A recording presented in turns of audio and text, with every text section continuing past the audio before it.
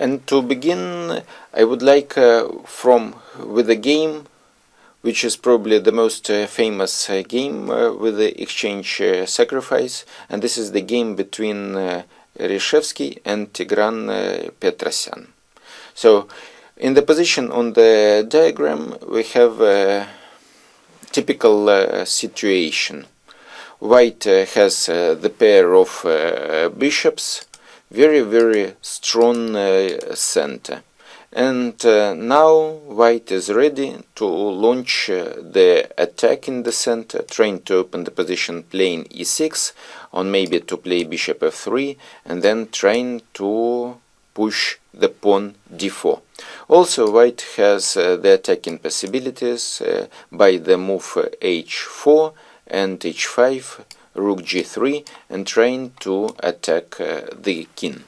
So the position of black looks very critical, and in this position black comes with a brilliant idea to stop the advance of the pawn e5, trying to organize a blockade of the central pawns, and this is the typical and classical example of the position exchange sacrifice. So in the position on the diagram, black plays rook e6. And now we can see that the rook is put on the square, attacked, controlled by the opponent's bishop. So after the move rook e6, the move e5, e6 is no longer possible, and the square e7 is vacated for the knight, and the knight is ready to go to the square d5, where it will be situated, excellently placed in the center, organizing the blockade. And when the sacrifice is made, usually what is happening in the game?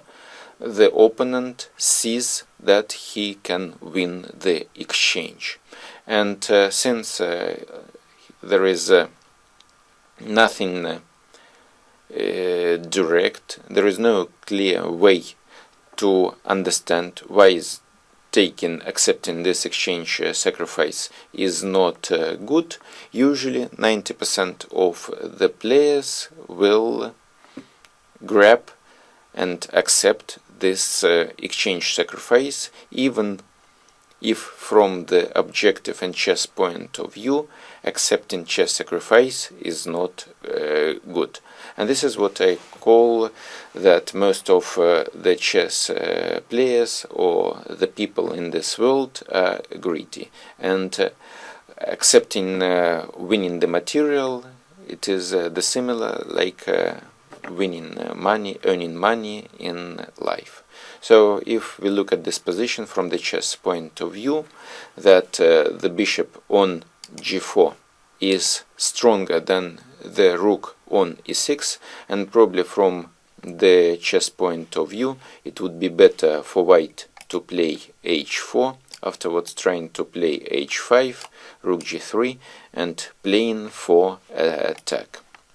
Accepting the sacrifice immediately by the move bishop e6 and then f e6 is not so good, because then white has no longer the possibilities of the attack, and after knight e7, knight d5, black has the complete blockade in the center. Also very strong bishop g6, and black position is excellent.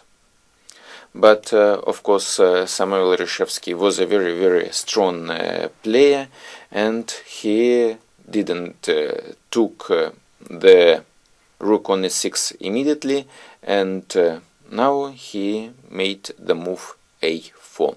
So the move like a4 has a very concrete idea and concrete plan. And I've already talking about this subject, this factor in the introduction of this DVD. So when you have or you can have a material advantage, it is very useful to try to open the position or to make exchanges. For example, now after the move b4, white can play d5, rook d5, bishop e6, f e6, and now queen c4. Now we can see that black is no longer able to keep the position closed, and when the position opens, white can use the material advantage here, and in this position white is better.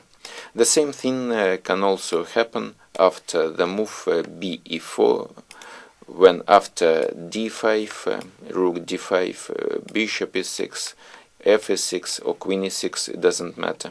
White takes the pawn on c4, and also in this position white has a clear advantage because he has an extra exchange in this position, and black has not managed to keep the position closed.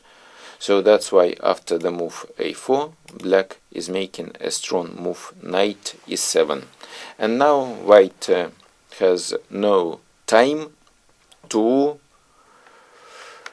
open the position because black knight is aiming to the square d5. So the next moves are more or less forced.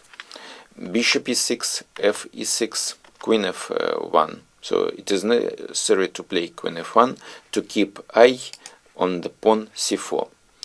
After accepting this exchange sacrifice, the character of the game has changed completely, and this is also one of the very important factors of the exchange sacrifice. When you sacrifice the exchange, you change the character of the game, and we can see that after the move f e6, it is white who has to be careful. He can no longer play for advantage, but he has to be careful not to find himself in a worse position. What can happen, for example, after the move queen f2, the knight d5, rook f3, and b4. And it is possible to say that in this position black is standing better, because his passed pawns on the queen side are very dangerous, and black here has an advantage. So queen f1 is necessary in order to keep the eye on the pawn c4 and also to control the square d3. Knight d5, rook f3, and now black is playing bishop d3. And now white has nothing better than to return this extra exchange. Rook d3, c d3, queen d3, and now black is making the move b4.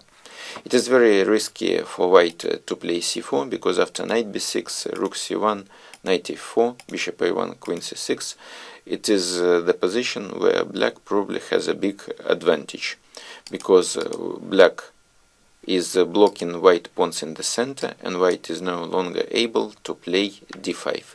And we know that the passed pawns on the side of the board are usually much more dangerous than the passed pawns in the center. So in this position black has an advantage. Also the similar thing can happen if white plays d5, then after ed c5, knight e4, bishop d4, rook c8, queen f3, queen e6, black chances also should be preferred because he has an extra pawn. So white has to play cb, ab. Also it was possible maybe to play knight b4. Also after the move knight b4, black position is very good.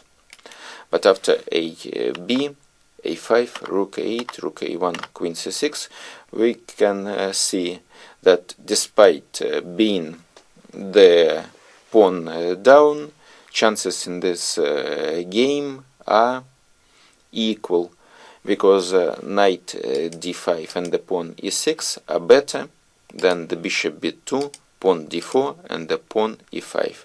So although white has an extra pawn in this position, he can never use it.